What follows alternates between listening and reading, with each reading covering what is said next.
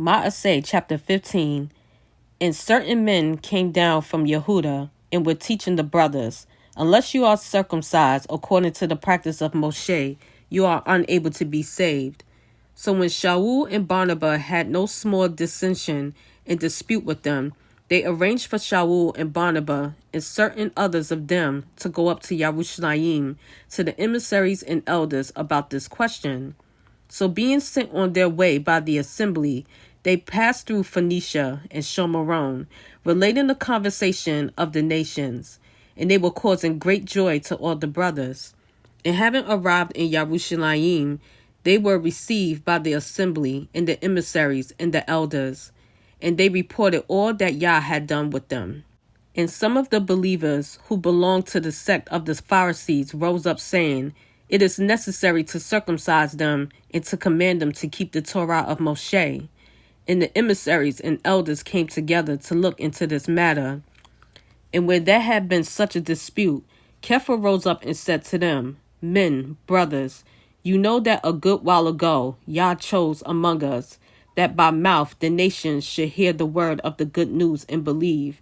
And Yah, who knows the heart, bore witness to them, and given them the set-apart spirit, as also to us, and made no distinction between us and them, cleansing their hearts by belief.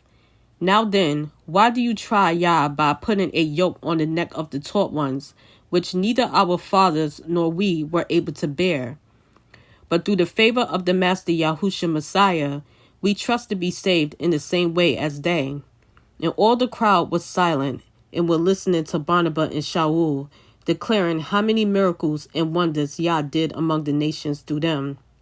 And after they were silent, Jacob answered, saying, "Men, brothers, listen to me. Shimon has declared how Yah first visited the nations to take out of them a people for his name.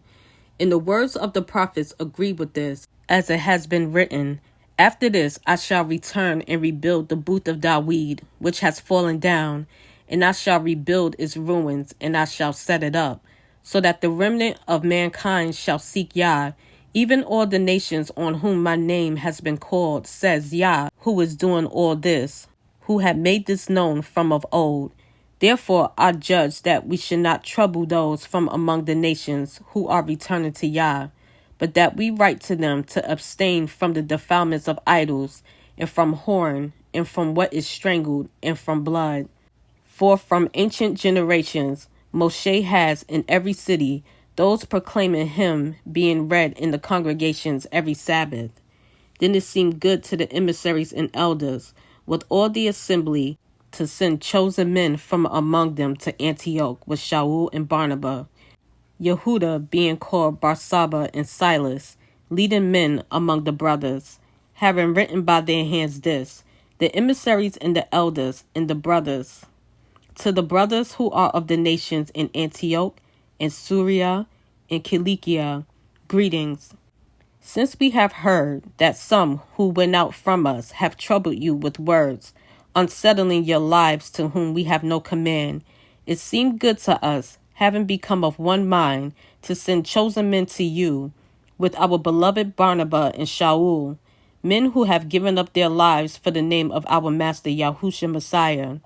We have therefore sent Yehuda and Silas, who are also confirming this by the word of mouth. For it seemed good to the set-apart spirit and to us to lay upon you no greater burden than these necessities, that you abstain from what is offered to idols and blood, and what is strangled and whoring. If you keep yourselves from these, you shall do well. Be strong. They therefore, being sent off, went to Antioch, and having gathered the crowd together, they delivered the letter. And having read it, they rejoiced over its encouragement. And Yehuda and Silas, being themselves also prophets, encouraged the brothers with many words and strengthened them. And having spent some time, they were sent back in peace from the brothers to the emissaries. But it seemed good to Silas to remain, and Shaul and Barnabas continued in Antioch, teaching and bringing with many others also the good news, the word of Yah.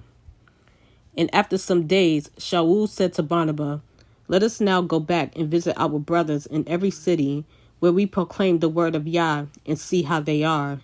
And Barnabas purposed to take with them Johanan called Marcos. But Shaul thought it not fit to take with them the one who withdrew from them in Pamphylia and had not gone with them to the work. A sharp feeling therefore came to be, so that they parted from one another. And so Barnabas took Marcos and sailed to Cyprus, and Shaul chose Silas and went off, being committed by the brothers to the favor of Yah. And he went through Syria and Cilicia, strengthening the assemblies.